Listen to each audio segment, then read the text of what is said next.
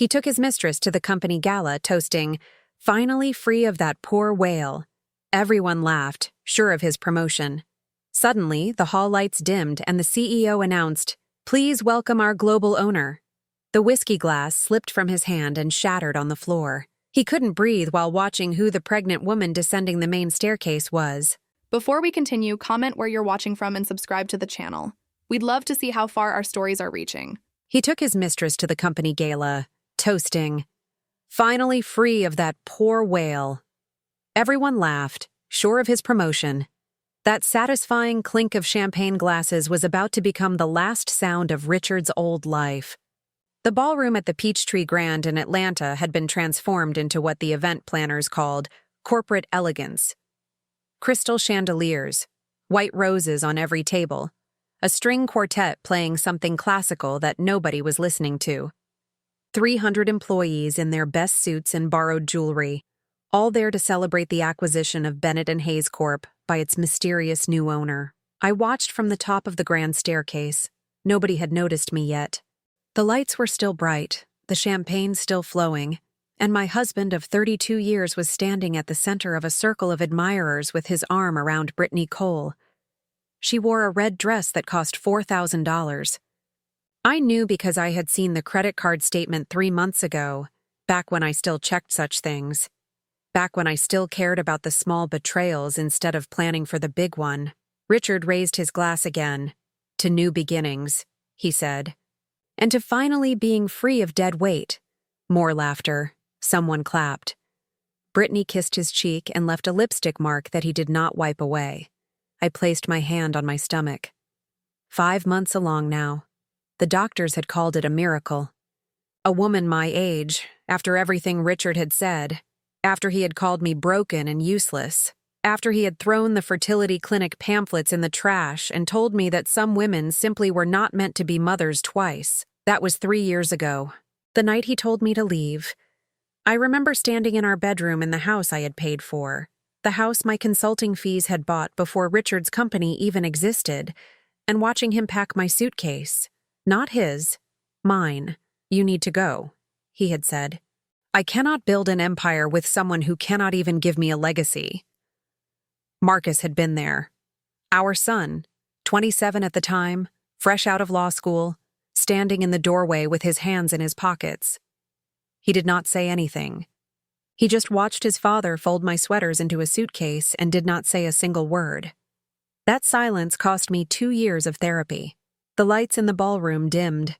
A spotlight appeared at the base of the staircase. Harold Bennett, the attorney who had made all of this possible, stepped up to the microphone. "Ladies and gentlemen," he said, "thank you for being here tonight. As you know, Bennett Hayes Corp was acquired 6 months ago by a private investment group. Tonight, we are honored to finally introduce you to the person behind that acquisition, the new global owner of everything you see around you." Richard straightened his tie. He looked so confident, so certain that this was his moment. He had been telling everyone for months that the new owner was going to promote him to CEO, that he had inside information, that his position was secure. He had no idea that the inside information came from Brittany, and that Brittany's information came from me. "Please welcome," Harold continued, "Mrs. Deborah Hayes." The spotlight swung to the top of the stairs. I stepped forward. The shoes I wore were the same ones from our wedding day. White satin, now slightly yellowed, with a small tear in the left heel that I had repaired myself. I had kept them in a box in my closet for 3 decades, waiting for a day that felt important enough to wear them again. This felt important enough. Richard's champagne glass slipped from his fingers. I heard it shatter on the marble floor, 300 pairs of eyes turning from the sound to follow the spotlight up to where I stood. I smiled. Not a warm smile, not a forgiving smile. The kind of smile you give someone when you have been waiting 3 years to see the exact expression they are wearing right now. "Hello, Richard," I said. My voice carried across the silent ballroom. "Surprise." I began descending the stairs, 1 step at a time, my hand on the brass railing, the other on my stomach. The string quartet had stopped playing. The only sound was the click of my heels on marble. 24 steps. I had counted them earlier during the rehearsal. 24 steps and 32 years of marriage, and every single sacrifice I had ever made for a man who called me a whale in front of 300 people. Brittany's face had gone pale. She was not stupid. She knew exactly what this meant. Her eyes were already scanning the room for exits. Richard had not moved. His hand was still raised, holding nothing, champagne dripping from his fingers where the glass had been. His mouth was open, but no sound was coming out. I passed the 10th step. Someone in the crowd whispered something. Someone else laughed nervously. The air in the room felt different now. Electric, like the moment before a storm breaks. Marcus was standing near the back. I found his eyes in the crowd and he gave me a small nod. Almost invisible, just a slight dip of his chin that no one else would have noticed. That nod had taken 2 years to earn. After Richard threw me out, I spent 8 months in a $400 a month apartment in Decatur. I ate ramen noodles and worked 18-hour days as a freelance financial consultant. I took every client who would have me, no matter how small, no matter how difficult. I rebuilt myself from nothing at 55 years old, and I never stopped watching. I watched Richard run the company into the ground with his ego and his bad decisions. I watched Brittany manipulate the books to hide the losses. I watched the board members start to panic and the investors start to flee. I watched, and I waited, and I bought. Shell company after shell company. Small stakes at first, then larger ones. Anonymous purchases through Harold's network of holding companies, each one untraceable back to me. It took 18 months and every dollar I had earned plus every dollar I had saved from before the marriage. But tonight, I owned 63% of Bennett Hayes Corp. I owned the building we were standing in. I owned the company cars in the parking lot, and the computers on the desks, and the pension fund that Richard had been quietly raiding for the past 2 years. I owned everything, including the man who had thrown me away like garbage. I reached the bottom of the stairs. Harold handed me the microphone. "Good evening," I said. "For those of you who do not know me, I was the original CFO of this company. I built the financial systems that kept us profitable for 15 years. I secured the contracts that made our international expansion possible. And 3 years ago, my husband decided that I was no longer useful." I let that hang in the air for a moment. He was wrong. Richard finally found his voice. "Deborah," he said. It came out as a croak. "What is this? What are you doing?" I turned to face him, 3 feet of marble floor between us now. Close enough to see the sweat on his forehead. Close enough to see the fear in his eyes. "I am doing what I should have done 30 years ago," I said. "I am taking back what is mine." Brittany grabbed his arm. "Richard, we should go." "We should stay," I said. The word was quiet, but it stopped her mid-sentence. "Both of you. Stay. You will want to hear what comes next." I turned back to the crowd. 300 faces staring at me. Some confused, some amused, some already calculating what this meant for their own positions. "Effective immediately," I said. "I am assuming the role of CEO. There will be a complete audit of all financial records from the past 3 years. Any irregularities will be investigated thoroughly." I saw Brittany's face go from pale to gray. "Additionally, I will be reviewing all personnel files. Every employee will have the opportunity to demonstrate their value to this company. Those who have been loyal will be rewarded. Those who have not—" I paused. "Well, we will see." Richard stepped forward. "You cannot do this. I built this company. It has my name on the building." "It has your name on the building because I let it," I said. "Because 32 years ago, I was young and in love, and I thought that being a good wife meant standing in my husband's shadow. But I am not young anymore, Richard. And I stopped loving you the night you called our son to watch you throw me out of my own home." The crowd murmured. This was more than they had expected, more drama than any corporate gala had the right to provide. "So yes," I continued, "I can do this. I am doing this. And there is nothing you or your little accountant girlfriend can do to stop me." Brittany dropped Richard's arm like it had burned her. She took a step back. Then another. "Richard," she said, "I think I should go." "Brittany, wait." but she was already walking, fast, heels clicking on the marble, heading for the side exit, not looking back. I watched her go and felt nothing.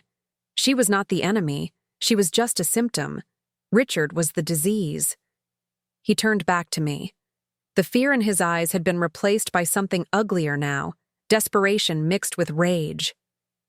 "You planned this," he said. "You planned all of this. The acquisition, the gala, making me think I was getting promoted?" "Yes. Why?" I stepped closer to him, close enough to smell the whiskey on his breath, close enough to see the broken capillaries in his nose from too many nights of celebrating victories that were never his. "Because 3 years ago, you stood in our bedroom and told me I was broken," I said. "You told me I was useless. You told me that a real wife would have given you more children, more success, more everything. And then you made our son watch while you packed my bags and threw me into the street." My voice was steady. I had practiced this moment so many times in my head that the words came out smooth as water. "I spent 32 years building you up, Richard. 32 years making you look good, covering your mistakes, pretending that your success was not really my success. And the moment I could not give you something you wanted, you discarded me." I placed my hand on my stomach again. "But I am not broken," I said. "I was never broken, and this child I am carrying is proof that the only thing wrong with our marriage was you." The room was absolutely silent. Even the servers had stopped moving. Richard's face had gone through several colors in the past few minutes. Red with anger, white with shock, gray with fear. Now it settled on something I had never seen before. "Defeat. Deborah," he said. His voice was barely a whisper. "Please, can we talk about this somewhere private? Can we just—" "No," I said. "We cannot. You humiliated me in front of 300 people tonight, Richard. You called me a whale. You toasted to being free of me while your mistress hung on your arm. So no, we will not talk about this in private. We will talk about it right here, right now, in front of everyone you were trying to impress." I handed the microphone back to Harold. "The bar is still open," I said to the crowd. "Please, enjoy the rest of your evening. There will be more announcements on Monday. For now, eat, drink, and know that Bennett Hayes Corp is in new hands." I turned and walked toward the side room where Harold had set up my temporary office. Behind me, I heard the buzz of conversation starting up again. Shocked whispers, nervous laughter, the sound of 300 people trying to process what they had just witnessed. I did not look back at Richard. I did not need to. I knew exactly what expression was on his face because I had imagined it every single night for 3 years. In the hallway, away from the crowd, I finally let myself breathe. My hands were shaking. My heart was pounding so hard I could feel it in my temples. Harold appeared beside me. "That was impressive," he said. "That was just the beginning?" I replied. My phone buzzed. A text from an unknown number. "Mom, I'm proud of you. Meet me at the back entrance in 10 minutes. There's something you need to see before tomorrow. Marcus, my son who had stood silent while his father destroyed me. My son, who had not spoken to me for 18 months after I moved out. My son, who had shown up at my tiny apartment in Decatur 2 years ago with a flash drive full of financial records and tears streaming down his face. "I'm sorry," he had said. "I'm so sorry. I didn't know how to stop him. But I can help you now. I can help you take it all back." That flash drive had contained everything. Every fraudulent transaction. Every hidden account. Every lie Richard had told to the board, to the investors, to the IRS. It had taken 2 years to build the case. 2 years of secret meetings and anonymous shell companies and carefully orchestrated purchases. 2 years of watching and waiting and planning. And now it was finally happening. I walked toward the back entrance, my hand still resting on my stomach, feeling the baby kick. The night was not over. It was barely beginning. Marcus was waiting in the shadows with a folder in his hands, and the look on his face told me that whatever was inside was going to change everything all over again. The folder Marcus handed me contained 3 photographs and a document I had never seen before. We stood in the service corridor behind the ballroom, the muffled sound of the gala bleeding through the walls. A single fluorescent light buzzed overhead, casting harsh shadows on my son's face. He looked older than 30, tired, like he had not slept in weeks. "Where did you get this?" I asked, staring at the first photograph. It showed Richard and Brittany in what looked like a lawyer's office. They were signing papers. Behind them, on the wall, I could see a certificate with a name I recognized. Gerald Whitmore, family attorney. Our family attorney. The man who had handled our prenuptial agreement 32 years ago. "His assistant," Marcus said. "She owed me a favor." "When was this taken?" 3 years ago, 2 weeks before Dad kicked you out." I flipped to the second photograph. Same office, different angle. This one showed the document they were signing. The header was visible at the top of the page. Petition for divorce. Hayes. Richard V. Hayes. Deborah. My hands did not shake. I had expected something like this. But seeing it, actually holding the proof in my hands, still felt like a punch to the chest. "He filed for divorce 2 weeks before he threw me out," I said. It was not a question. Marcus nodded. "He was going to serve you papers the day after your birthday. That was the plan. But then you told him about the fertility specialist, about the appointment you had made, and he decided he could not wait." I remembered that conversation. Standing in our kitchen, excited about the possibility of having another child, telling Richard about the doctor who had said it might still be possible. His face had gone cold. His jaw had tightened.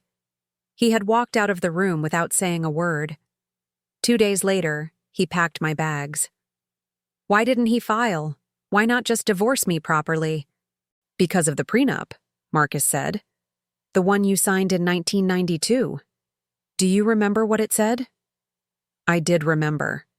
I had been 26 years old, so in love I could barely think straight, signing whatever papers Richard's lawyer put in front of me.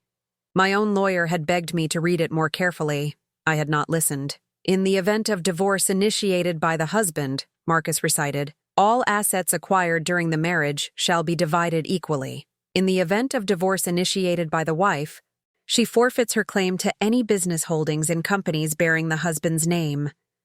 But he was the one who wanted the divorce. But he needed you to file.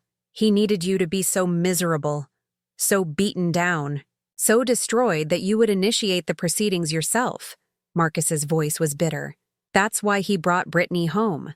That's why he made sure you saw them together.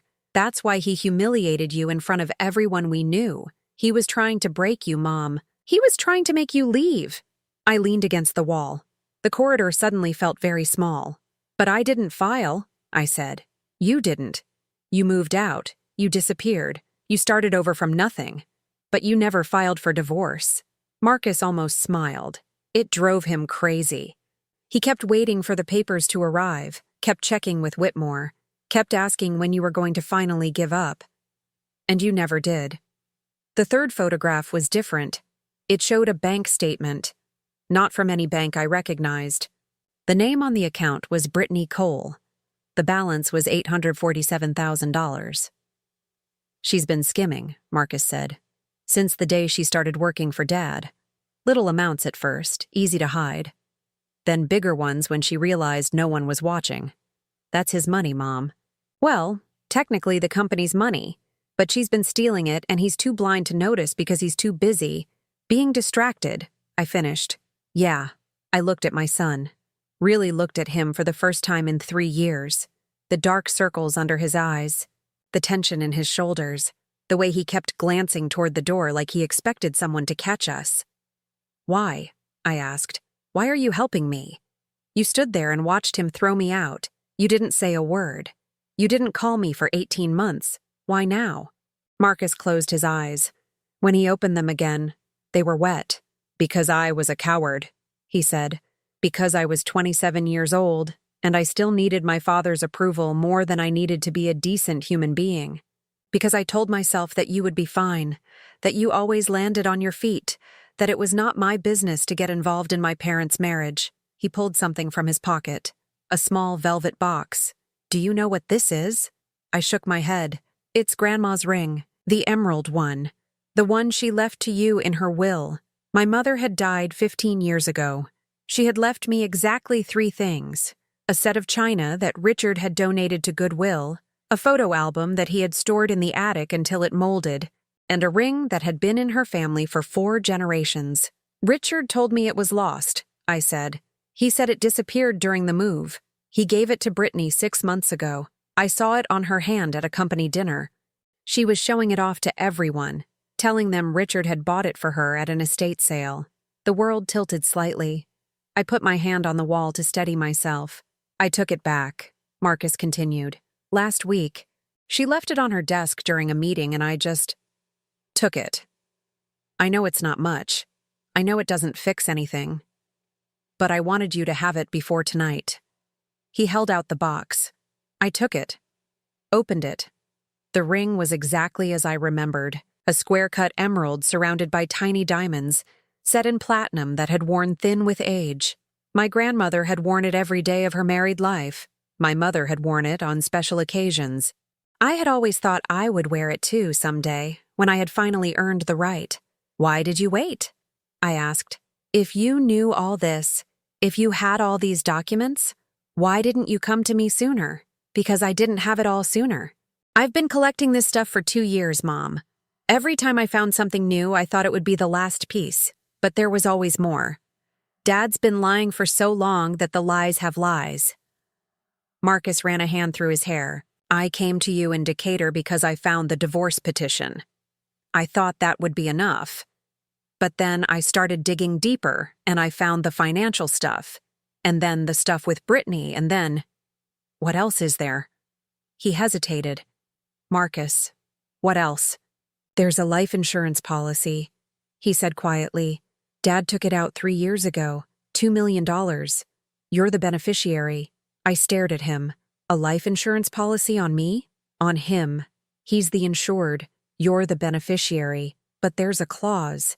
If you're convicted of any crime at all, the payout goes to his secondary beneficiary instead. Let me guess. Brittany. The pieces were starting to come together now. A horrible puzzle made of my husband's greed and his lover's ambition. He was setting me up, I said. He wasn't just trying to make me file for divorce.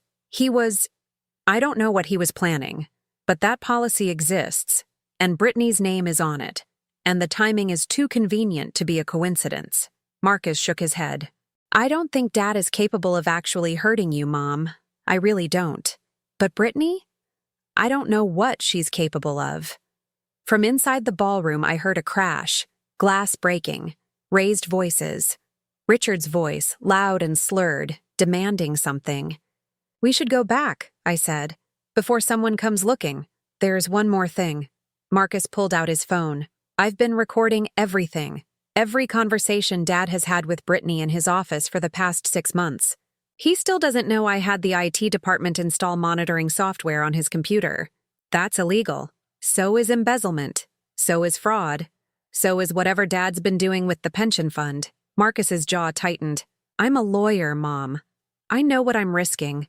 But I also know that sometimes you have to break the rules to expose the people who've been breaking them worse. He handed me the phone. The screen showed a folder full of audio files. Dates going back to January. There's a conversation from last week, he said. Dad and Brittany talking about what they're going to do after you're dealt with. Their words, not mine. I think you need to hear it. I pressed play. Richard's voice filled the corridor, tinny through the phone's speaker, but unmistakable. She thinks she's so clever, he was saying. Coming back here, buying up shares, thinking she can take what's mine, but she doesn't know about the contingency. Brittany's laugh. The contingency. I love when you call it that.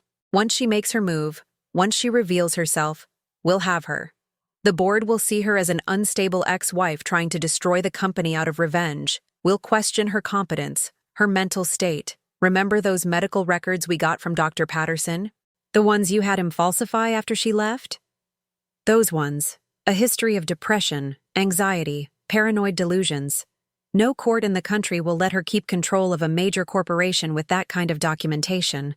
And once she's removed, once she's proven to be incompetent, we get everything. We get everything. I stopped the recording. My hands were shaking now, not from fear, from rage. Patterson was my doctor, I said. He was my doctor for 20 years. He treated me for a sprained ankle and seasonal allergies. That's it. Nothing else. I know, but he owes Dad money. A lot of money. Gambling debts, apparently. Dad's been paying them off in exchange for services. I looked at my son. At this stranger who had spent 2 years building a case against his own father. At this man who had chosen me over the man who had raised him. Why? I asked again. Why risk everything? Why destroy your relationship with your father for this? Marcus was quiet for a long moment. Because of what he said the night he threw you out, he finally answered. When you were walking to the car with your suitcase, do you remember what he said to me? I did not remember. I had been crying too hard to hear anything. He said, "That's how you handle a woman, son. You let them think they matter until they stop being useful. Then you throw them away and find a new one." Marcus's voice cracked. He said it like he was teaching me something, like it was a lesson I should learn. And I stood there and I nodded because I was too afraid to do anything else. He wiped his eyes with the back of his hand. "I'm not afraid anymore, Mom. I'm just angry. And I want to help you finish this." The noise from the ballroom was getting louder. Someone was arguing. Multiple voices now. "Monday," I said. "There's a board meeting on Monday. Can you have everything ready?" "It's already ready. Everything you need to remove him from the company permanently. The fraud evidence, the embezzlement, the falsified medical records, all of it." I put my hand on his cheek.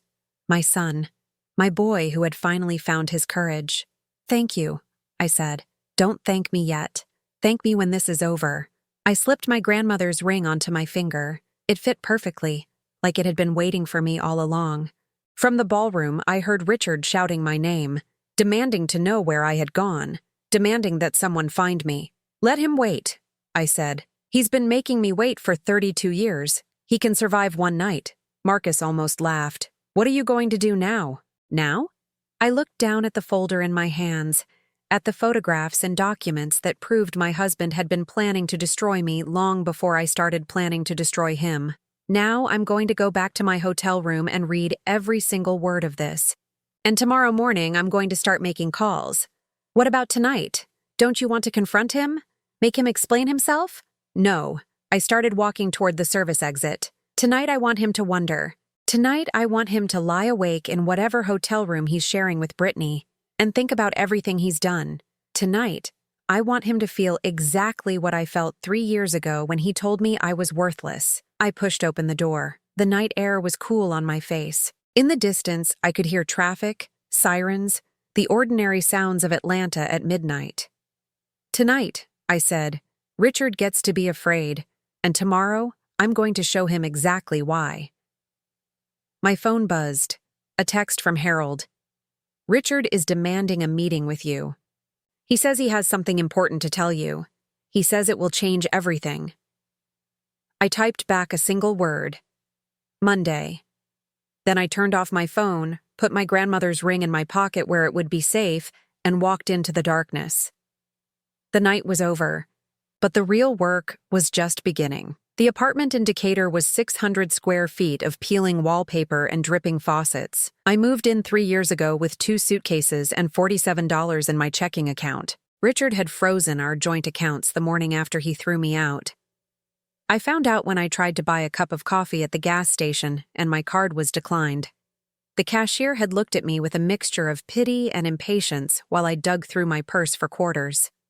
I remember sitting in my car in that gas station parking lot, staring at the cup of coffee I had managed to pay for with exact change and realizing that I had nothing. 32 years of marriage, 32 years of building a life with a man I thought loved me, and I had ended up with a suitcase full of clothes and not enough money to fill my gas tank. That was the lowest moment. Not the humiliation at the gala 3 nights ago. Not the discovery that my husband had been planning to destroy me.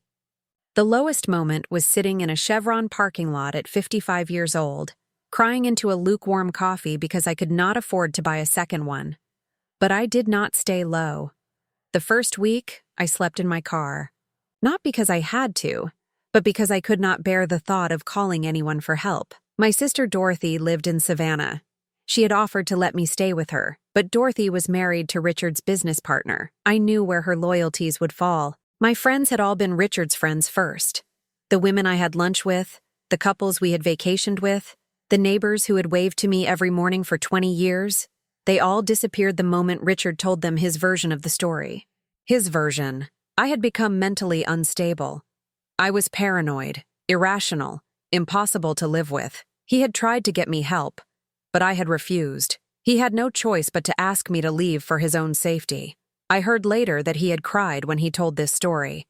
Real tears, or what looked like real tears. Richard had always been good at crying on command. The second week, I found the apartment. $400 a month, first and last month's rent up front. I borrowed the money from a former colleague who owed me a favor from years ago. She did not ask questions. She just handed me an envelope with $800 in cash and told me to pay it back when I could. I paid her back within a year, with interest. The apartment had no furniture when I moved in. I slept on the floor for the first month, using my coat as a blanket. I ate canned soup and crackers. I showered at the YMCA down the street because the hot water in my building did not work. But I worked. Every single day I worked. I had spent 30 years as a financial consultant before I married Richard. I had a degree from Emory and a reputation that used to mean something. After the divorce rumors started, most of my old clients would not return my calls. But some did. The ones who knew me before I became Mrs. Hayes. The ones who remembered what I was capable of when I was not standing in my husband's shadow. I took every job they offered. Small businesses that needed their books balanced. Startups that needed someone to make sense of their finances. A restaurant owner who was being audited and needed help finding receipts from 2018. The work was tedious. The pay was terrible. But it was work. And work meant money. And money meant survival. By the 6th month, I had a mattress. By the 8th month, I had a desk. By the end of the first year, I had saved $12,000 in an account that Richard did not know existed. That was when I started planning. The idea came to me on a Tuesday afternoon, sitting in my tiny apartment with a stack of financial statements from one of my clients. I was reviewing their investment portfolio, looking for places to cut costs, when I noticed something strange. One of their investments was in a company called Meridian Holdings. I had never heard of it before. But when I looked closer, I recognized the numbers, the revenue projections, the debt structure, the pattern of growth followed by sudden decline. Meridian Holdings owned 37% of Bennett Hayes Corp. I spent the next week researching. Meridian was a shell company, owned by another shell company, owned by another shell company. The trail led through Delaware, then the Cayman Islands, then back to a law firm in Atlanta.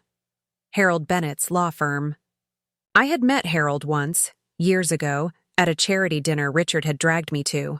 He was older than Richard, quieter, with the kind of face that gave nothing away. I remembered thinking that he seemed like the type of man who kept secrets. I was right. I called him the next day, introduced myself, explained that I was interested in acquiring a stake in Bennett Hayes Corp, and that I had heard he might be able to help with complicated transactions. There was a long pause on the other end of the line. "Mrs. Hayes," he finally said, "I've been wondering when you would call." It turned out that Harold had been watching Richard for years. He had been the company's outside counsel in the early days, before Richard pushed him out in favor of younger, cheaper lawyers. He had seen the fraud. He had seen the mismanagement. He had been waiting for someone with the motivation and resources to do something about it. He did not know I had the resources. Nobody did. That was by design. What nobody knew, not Richard, not Marcus, not anyone, was that I had inherited money from my father, not a fortune, but enough. $50,000 left to me in a trust that matured on my 50th birthday. Richard had never known about it because my father had specifically structured the trust to exclude spouses. "Your mother warned me about him," my father had said, 6 months before he died. "She never trusted that man. She made me promise to make sure you would always have something of your own." I had dismissed it at the time. Richard loved me. Richard would take care of me. I did not need a safety net. I was 55 when I touched that money for the first time, 5 years after it matured. 5 years of letting it grow while I lived off Richard's salary and told myself that I would never need it. $50,000 was not enough to buy Bennett Hayes Corp, but it was enough to start. Harold introduced me to investors, other people who had been burned by Richard over the years, former employees who had been pushed out, competitors who wanted to see him fail. Each one contributed what they could, and each contribution came with a condition. When the time came, I would be the one to pull the trigger. The buying began slowly. Small stakes purchased through anonymous holding companies. Nothing large enough to trigger disclosure requirements. Nothing that would make Richard suspicious. By the end of the second year, I owned 15% of the company my husband thought was his. By the end of the third year, I owned 63%. The pregnancy was not planned. After Richard had called me broken, after he had told me I was too old and too damaged to give him another child, I had given up on the idea completely, but somewhere in the second year of my exile, I started seeing a doctor, a real doctor, not Dr. Patterson, not anyone connected to Richard. She ran tests. She told me that Richard had been wrong. There was nothing broken about me. The problems we had experienced trying to conceive were not mine at all. Sometimes, she said gently, the issue is with the male partner. It's more common than people think. I did not share this information with anyone. I filed it away with all the other lies Richard had told me and kept moving forward. The fertility treatment was expensive.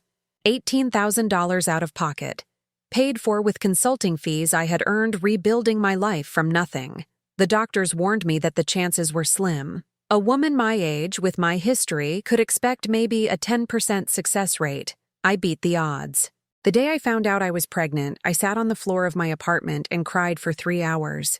Not sad tears, not happy tears either, exactly. Something in between.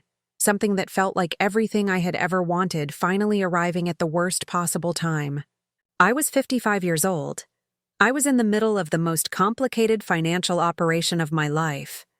I was about to destroy my husband and take back everything he had stolen from me, and I was going to have a baby. For a week, I considered giving up, walking away from the plan, taking my money and my pregnancy and disappearing somewhere Richard would never find me. But then I thought about what he had said. Poor whale. Broken. Useless. Thrown away like garbage because I could not give him what he wanted. He had been wrong about everything. He had been wrong about the company, wrong about Brittany, wrong about what I was capable of. He was going to find out exactly how wrong. The gala was Harold's idea. He suggested it 6 months ago, when we were finalizing the acquisition paperwork. Richard expects to be promoted at the annual event, Harold had said. He's been telling everyone he has inside information. He thinks the new owner is going to reward him for holding the company together. Where did he get that idea? Harold smiled. From Brittany? Who got it from me? The deception had layers I was still discovering.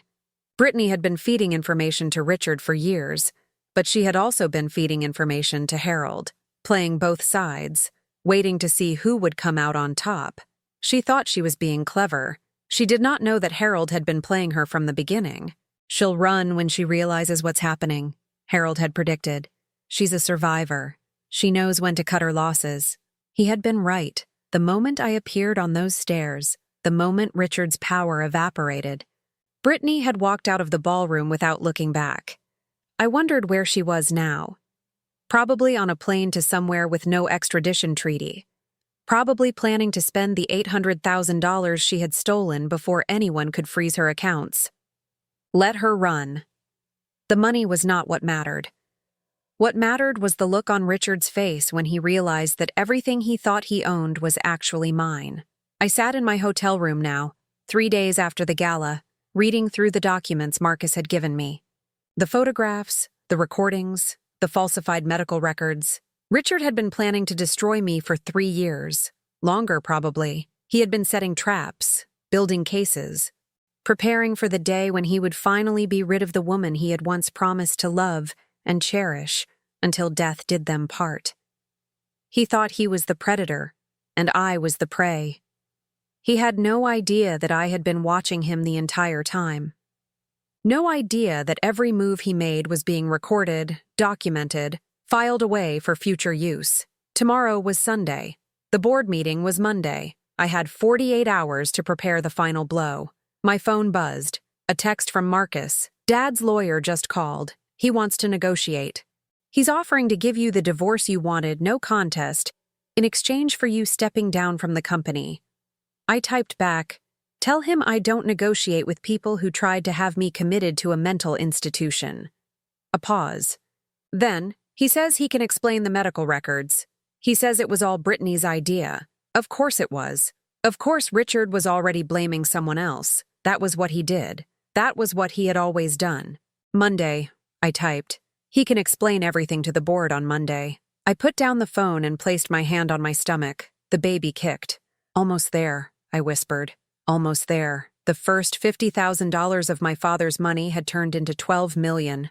The tiny apartment in Decatur had turned into a controlling interest in one of the largest corporations in Atlanta. The woman Richard had called a poor whale had turned into the most powerful person in the room, and in 48 hours, I was going to show him exactly what that meant. The board meeting was scheduled for 10 o'clock Monday morning. I arrived at 8. The Bennett Hayes corporate headquarters occupied the top 12 floors of a glass tower in downtown Atlanta. I had not been inside this building in 3 years. The last time I walked through those doors, I was Richard's wife, a decorative accessory brought out for client dinners and holiday parties. Today, I walked in as the owner. The security guard at the front desk did not recognize me. He asked for identification, ran it through the system, and his eyes went wide when he saw what came up on his screen. "Mrs. Hayes," he said. "Ma'am, I'm so sorry. I didn't realize—" "It's fine," I said. "What's your name?" "Gerald, ma'am. Gerald Thompson." "How long have you worked here, Gerald?" 14 years. I made a mental note. Gerald Thompson.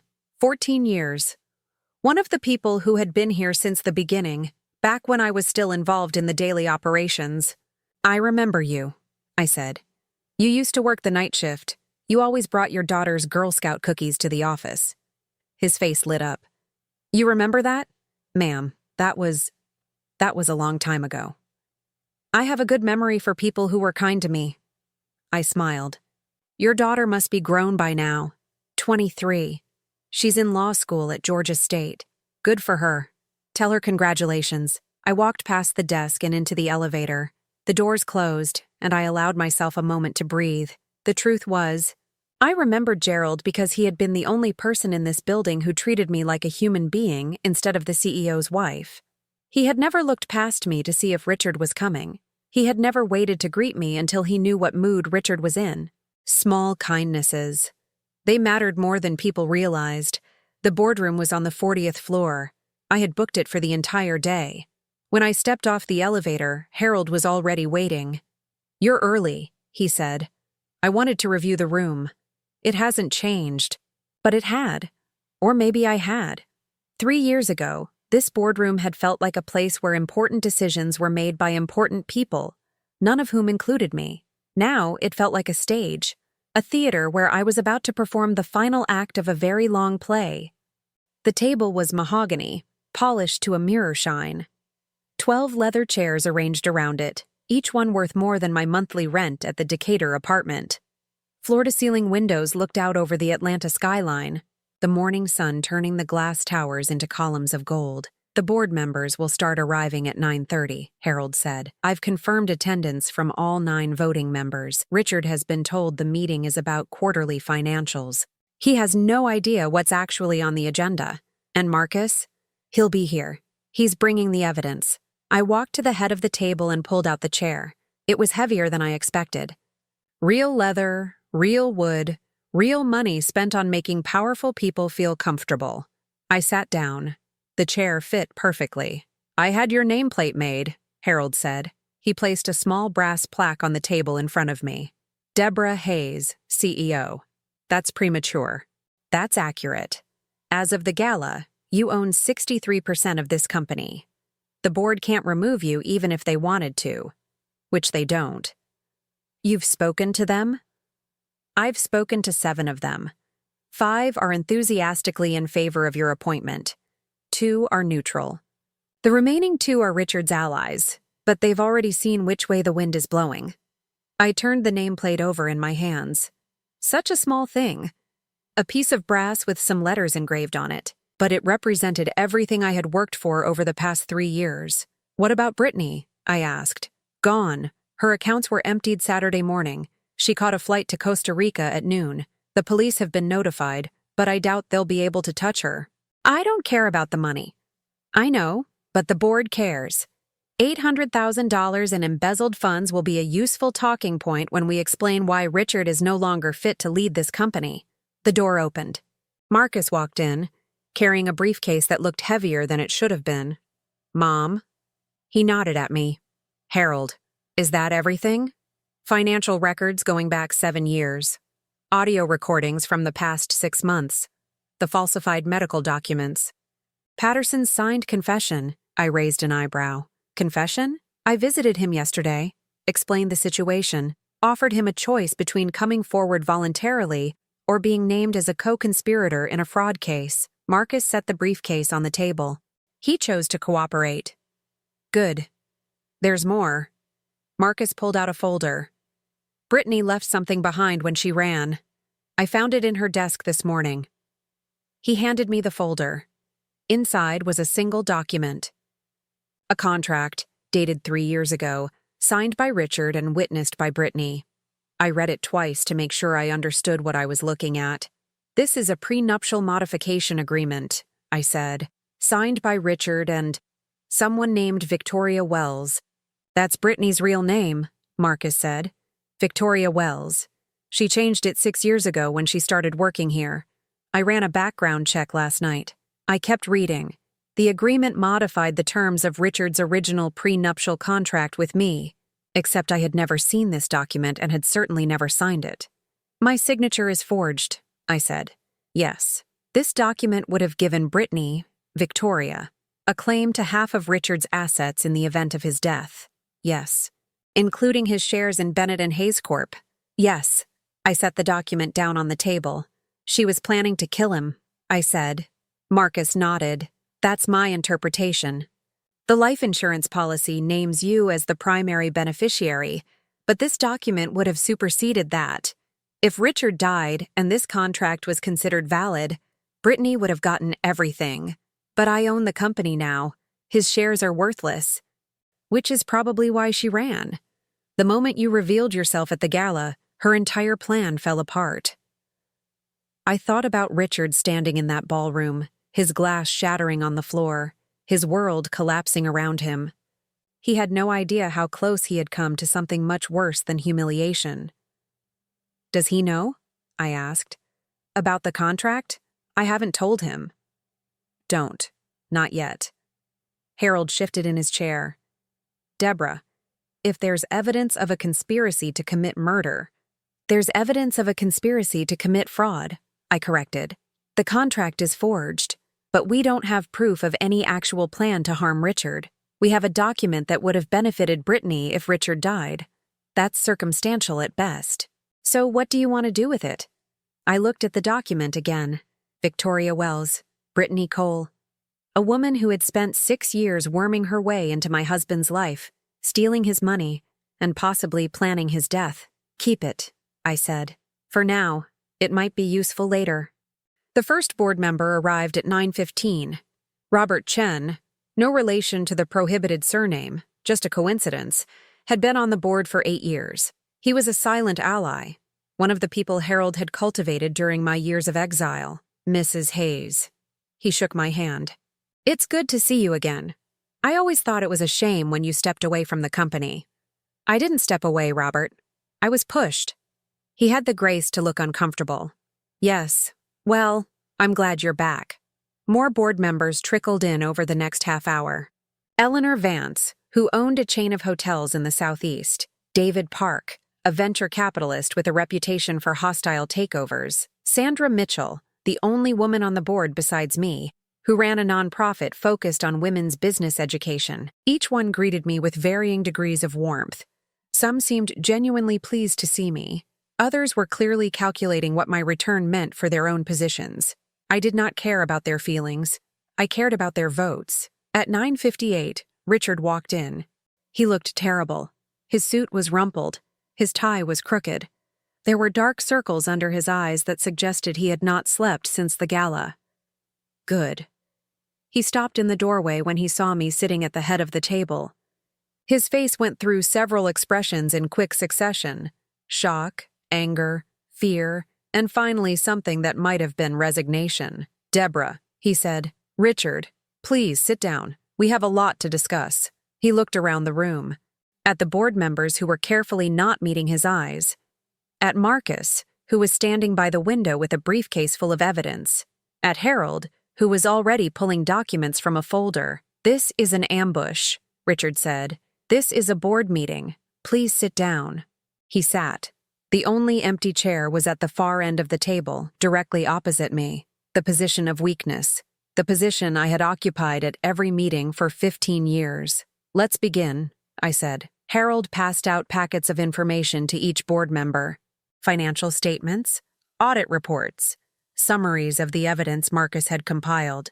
"What you have in front of you," I said, "is documentation of 3 years of financial mismanagement, fraud, and embezzlement. The perpetrators are your former CEO and his assistant, Victoria Wells, also known as Brittany Cole." Richard leaned forward. "That's ridiculous. Brittany was stealing from the company," I interrupted. $847,000 over the past 6 years, siphoned from accounts she controlled. The documentation is in Section 3 of your packets. The board members flipped to the relevant pages. I watched their faces as they reviewed the numbers. "Additionally," I continued, "there is evidence that Richard Hayes attempted to manipulate company stock prices through false disclosure statements. Section 4 contains the relevant communications. Those are private emails," Richard said. His voice was rising. "You had no right. I had every right.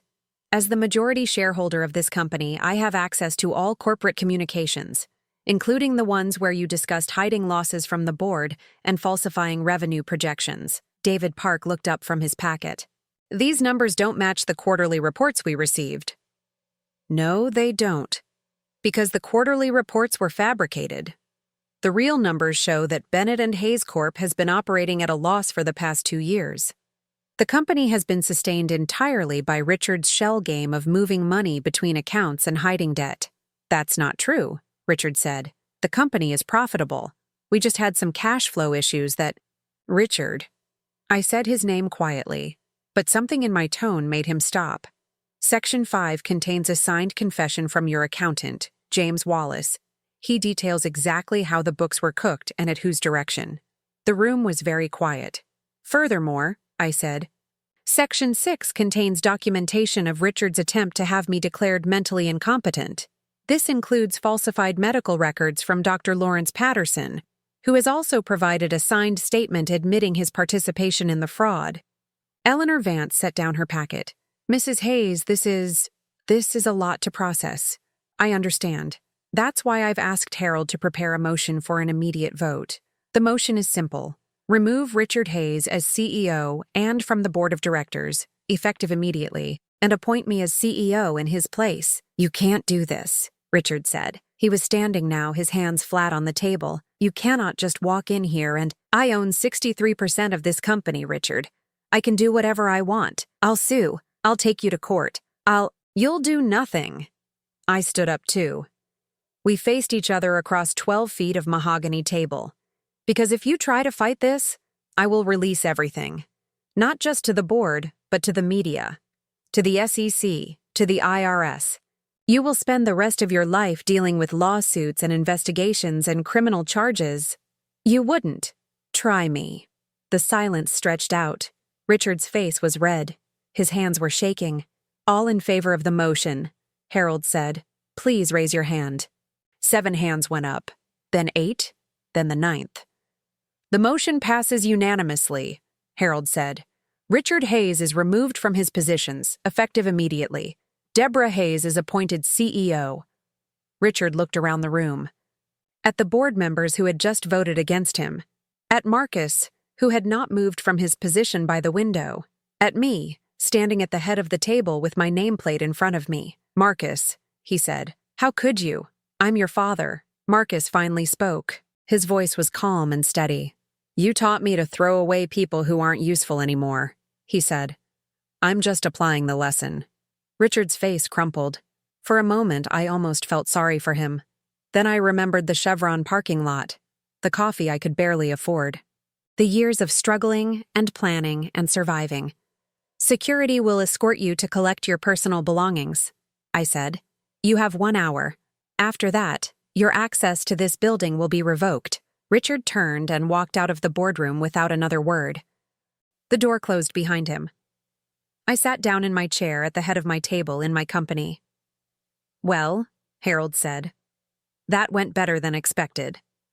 I put my hand on my stomach. The baby kicked. "It's not over yet," I said. "We still have a lot of work to do." But the hardest part was done. Richard was gone, the company was mine, and for the first time in 3 years, I could finally breathe. Richard showed up at my hotel room at 11 o'clock that night. I was not surprised. I had been waiting for him. When a man loses everything in a single afternoon, he does not simply go home and accept his fate. He fights. He rages. He tries to negotiate. I opened the door but did not invite him in. "It's late, Richard. We need to talk. We talked plenty this afternoon." That wasn't talking. That was you destroying my life in front of everyone I know. He looked older than he had at the gala.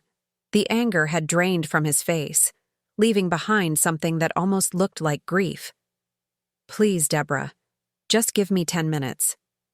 I stepped aside and let him in. The hotel suite was nicer than anything I had lived in during my years of exile. 2 bedrooms, a sitting area, a view of Piedmont Park. The company had paid for it. My company. Richard sat down on the edge of the sofa.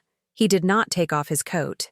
His hands were clasped between his knees, and he stared at the carpet like he was trying to memorize the pattern. "How long?" he asked. "How long what? How long have you been planning this?" I sat down in the chair across from him. 3 years. "Since the night you threw me out."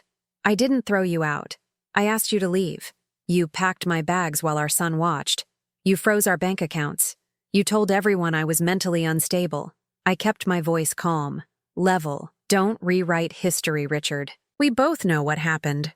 He was quiet for a moment. "I was going to file for divorce," he said.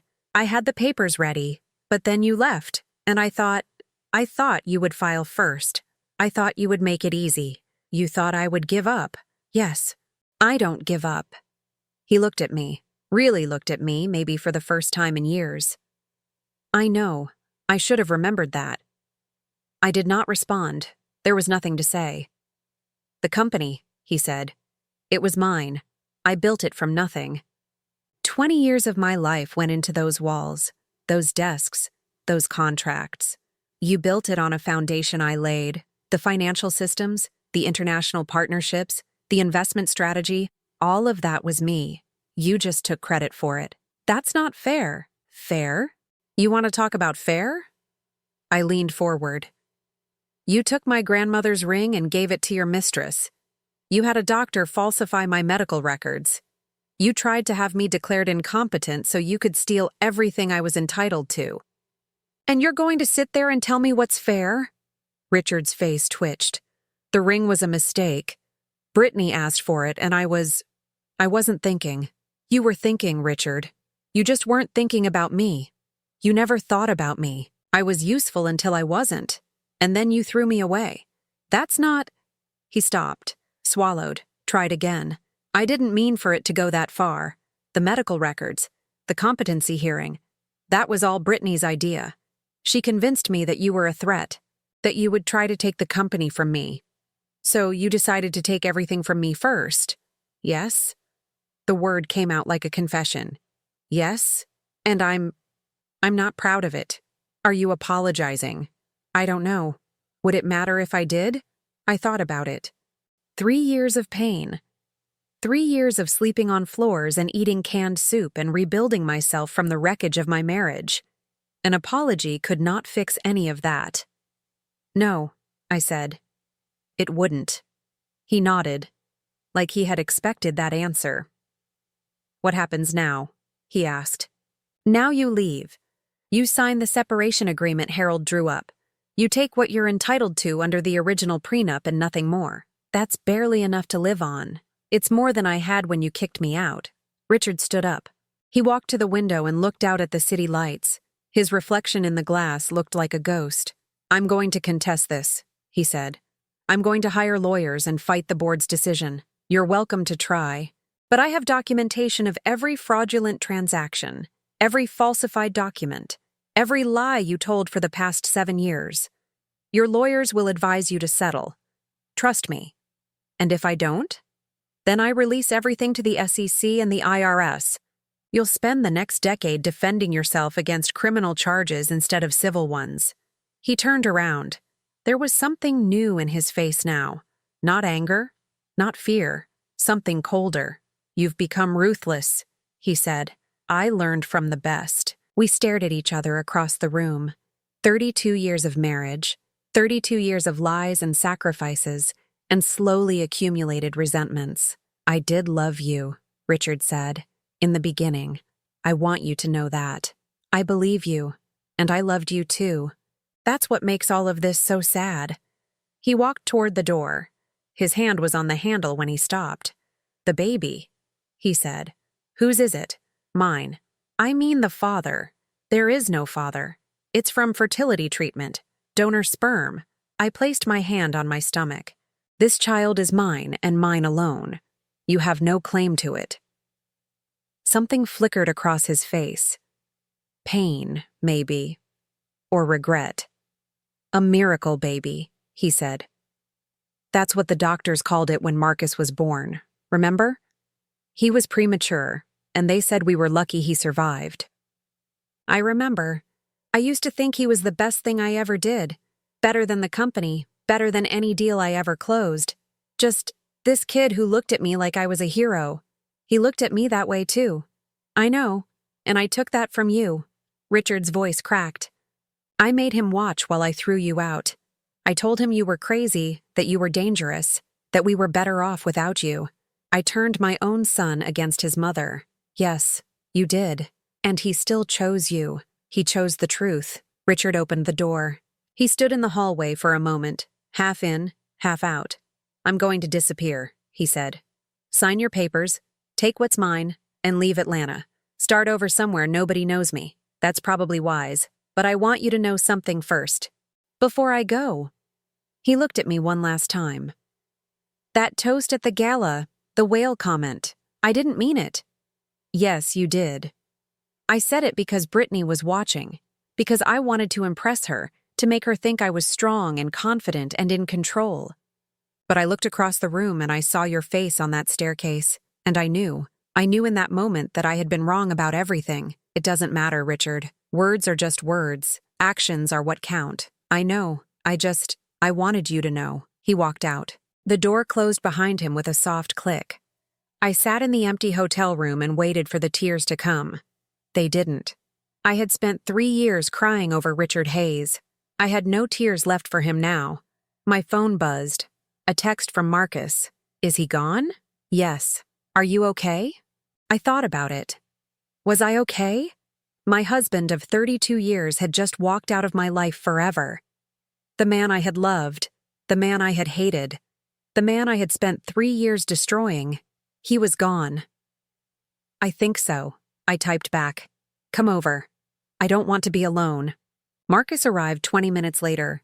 He brought a bottle of sparkling cider and 2 glasses. No champagne for you, he said. Doctor's orders. I hate sparkling cider. I know, but it's traditional. He poured 2 glasses and handed me one.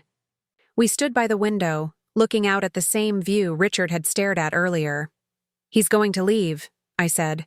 Sign the papers and disappear. That's probably best. For everyone. Do you think he'll actually do it? Marcus considered the question. Dad has always been good at self-preservation. He knows when he's beaten. He'll take what he can get and start over. Like I did. Better than you did. You had nothing. He'll have enough to be comfortable. We drank our cider in silence.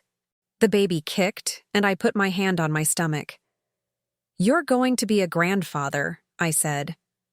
Well, technically an uncle, but close enough. Marcus laughed. It was the first time I had heard him really laugh in years. I'm 30 years old. I'm not ready to be anyone's uncle. Ready or not, it's happening. 4 more months. Have you thought about names? A few. I like Eleanor for a girl. After Eleanor Vance. She was the first board member to reach out to me when I started buying shares. She kept my secret for 2 years. And if it's a boy? I thought about it. The baby kicked again, stronger this time. Not Richard, I said. Anything but Richard. Marcus raised his glass. To new beginnings. To new beginnings. We clinked glasses and drank.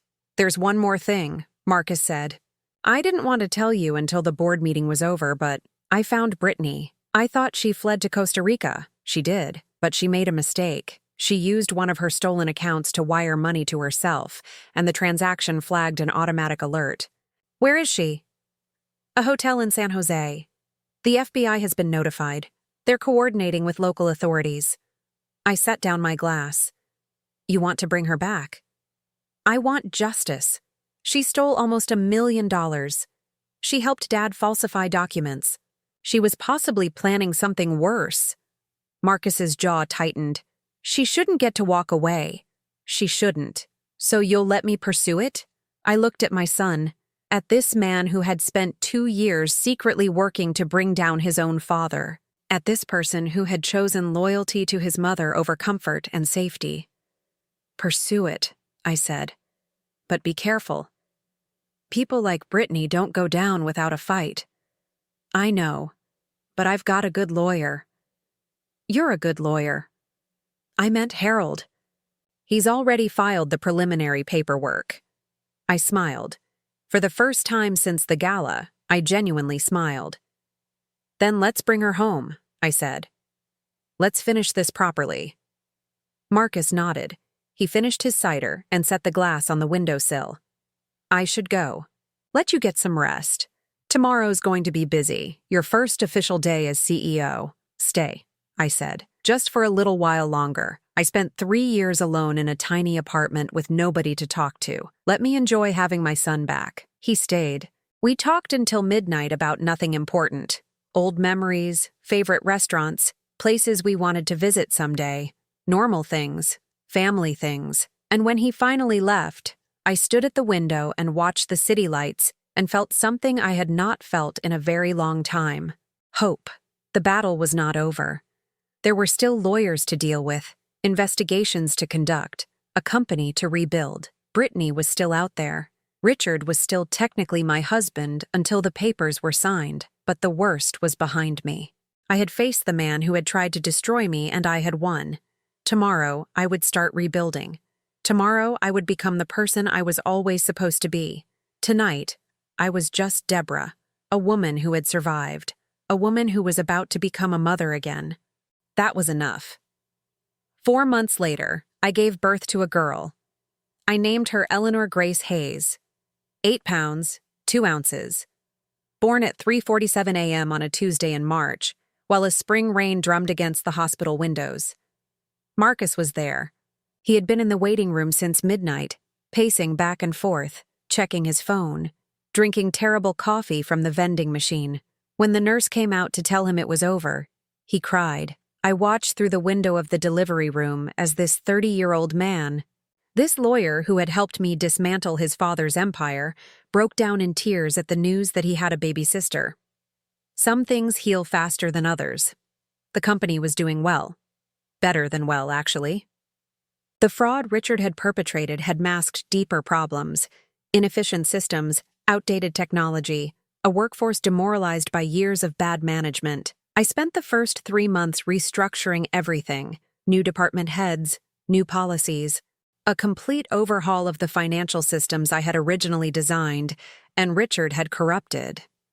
The employees were cautious at first. They remembered me as the CEO's wife, the woman who had shown up at Christmas parties and smiled politely at client dinners. They did not know how to treat me as the boss, but I remembered them. I remembered the ones who had been kind to me in the old days, and I remembered the ones who had looked through me like I was invisible. The kind ones were promoted. The others were encouraged to seek opportunities elsewhere. Gerald Thompson, the security guard who had remembered my face, became head of building security. His daughter, the one in law school, was offered a summer internship. Small kindnesses. They mattered. Richard signed the divorce papers 2 weeks after the board meeting. Harold negotiated a settlement that gave him enough to live on, barely, but stripped him of any claim to the company or our remaining shared assets. The prenuptial agreement, the one I had signed without reading 32 years ago, turned out to be more useful than I had imagined. Because Richard had initiated the separation. Because he had packed my bags and thrown me out. The original terms were clear. In the event of divorce initiated by the husband, all assets acquired during the marriage would be divided equally. But equally meant something different now. Richard's share of Bennett Hayes Corp was worth nothing after the fraud was exposed. The company's stock had tanked, then recovered under my leadership, but Richard had already signed away his rights. He got half of what we had owned together: the house, the cars, the furniture. I got everything else. He disappeared, just like he said he would. Last I heard, he was living in a small town in Nevada, working as a consultant for local businesses, a far cry from the corporate titan he had imagined himself to be, but alive, free, more than he deserved, probably. I did not feel sorry for him. Brittany was extradited from Costa Rica in January. Marcus had been right. She did not go down without a fight. She hired expensive lawyers and claimed she was a victim of Richard's manipulation. She said he had forced her to participate in the fraud, that she had been afraid of him, that she had no choice. The jury did not believe her. She was convicted on 12 counts of embezzlement and 3 counts of fraud. The judge sentenced her to 8 years in federal prison. I watched the verdict on television from my office, Eleanor sleeping in a bassinet beside my desk. "That's the woman who tried to steal your future," I told my daughter. She was 3 weeks old. She did not understand. She just yawned and went back to sleep. But someday she would understand. Someday I would tell her the whole story. How her mother had been thrown away and rebuilt herself. How her brother had chosen loyalty over comfort. How a family had been broken and then healed in unexpected ways. The gala was exactly 1 year ago today. I stood at the same staircase where I had first revealed myself, looking down at the same ballroom that had witnessed my husband's humiliation. The decorations were different this time, blue and silver instead of white and gold. But the chandeliers were the same. The string quartet was the same. The 300 employees in their best clothes, drinking champagne and eating canapés, they were mostly the same too. "Nervous?" Marcus asked. He was standing beside me, holding Eleanor, who was dressed in a tiny blue dress that had cost more than my first month's rent in Decatur. "Should I be? You're about to give a speech to 300 people. I've done harder things." He laughed. "Yeah. You have." Harold approached us from the side corridor. "They're ready for you, Deborah." I took Eleanor from Marcus and held her against my shoulder. She gurgled and grabbed a fistful of my hair, which I gently pried from her fingers. "Let's go," I said. I descended the stairs. This time, there was no spotlight, no dramatic announcement. Just me, walking down 24 steps, carrying my daughter, heading toward the podium at the center of the room. The crowd parted to let me through. I saw familiar faces, Gerald by the door, Eleanor Vance at a table near the front, the board members who had voted to remove Richard, the employees who had chosen to stay and rebuild. I reached the podium. Harold handed me the microphone. "Good evening," I said. "Thank you all for being here." The room went quiet. 1 year ago, I stood at the top of these stairs and announced that I was taking back my company. Some of you were surprised. Some of you were frightened. Most of you had no idea who I was or what I was capable of. A few nervous laughs. Tonight, I want to tell you what I have learned in the past year. What I have learned about this company, about this industry, and about myself. I paused. Eleanor squirmed in my arms. I shifted her to my hip and continued. Bennett Hayes Corp was founded 35 years ago with a simple mission: to help businesses grow. Over the years, that mission was corrupted. Profits became more important than people. Growth became more important than integrity. The company lost its way. I looked around the room. 300 faces, watching, waiting. I am not going to stand here and promise you that everything will be perfect from now on. I am not going to tell you that the hard times are behind us. Running a company is difficult work, and there will be challenges ahead that none of us can predict. I smiled. But I will tell you this. As long as I am in charge, this company will operate with honesty and integrity. We will not lie to our investors. We will not cheat our employees. We will not sacrifice our principles for short-term gains. And if anyone here disagrees with that philosophy, there's the door. Silence. Then someone laughed. Then someone else. And then, to my surprise, someone started clapping. The applause spread through the room like a wave. 300 people on their feet, clapping for a woman who had been thrown away and had clawed her way back. I did not cry. I had promised myself I would not cry tonight. But I held my daughter a little tighter, and I let myself feel something I had not felt in a very long time. Pride. After the speech, I found a quiet corner of the ballroom and sat down with Eleanor. She was asleep now, exhausted by all the noise and commotion. I looked at her tiny face, her perfect fingers, her rosebud mouth. Mrs. Hayes? I looked up. A woman I did not recognize was standing in front of me. Young, maybe late 20s, with dark hair and nervous eyes. Yes, my name is Sarah Patterson. I'm Dr. Patterson's daughter. I went still. I know what my father did, Sarah said. Her voice was shaking. I know he helped your husband falsify your medical records. I know he lied about your mental health. I came here tonight because I wanted to. I needed to apologize. Your father already apologized. I know, but he's my father. And what he did was wrong. And I needed you to know that not everyone in my family is like him. She took a breath. I'm a doctor too, a psychiatrist. I work with trauma survivors. People who have been through terrible things and need help putting their lives back together. Why are you telling me this? Because I want to do better than he did. Because I want to believe that families can change. That children don't have to repeat their parents' mistakes. Sarah looked at Eleanor sleeping in my arms. And because I see you with your baby, and I think maybe it's possible. Maybe people really can start over. I studied her face. She was nothing like her father. Where he had been shifty and cowardly, she was direct. Where he had lied, she was telling the truth. Thank you, I said, for coming to find me, for saying this. I should go. I just wanted you to know. She turned to leave. Sarah. She stopped. If you ever need a reference, I said, for a job or a grant application or anything else, call my office. I'll make sure you get whatever you need. Her eyes widened. Mrs. Hayes, I can't. You're not your father. You just proved that. And I believe in giving people chances. I smiled. Consider it a small kindness. You'd be surprised how much they matter. She thanked me 3 more times before she finally left. I watched her disappear into the crowd and felt something settle in my chest. Forgiveness was not about the other person. It was about letting go of the weight you had been carrying so you could move forward. I was ready to move forward. Marcus found me an hour later. The party was winding down, guests starting to leave, servers clearing the tables. Ready to go home? He asked. Home. I had a home now. A real home, not a hotel room or a 600-square-foot apartment. A brownstone in Midtown with a nursery for Eleanor and an office for me and a guest room for Marcus whenever he wanted to stay. Almost, I said. One more thing first.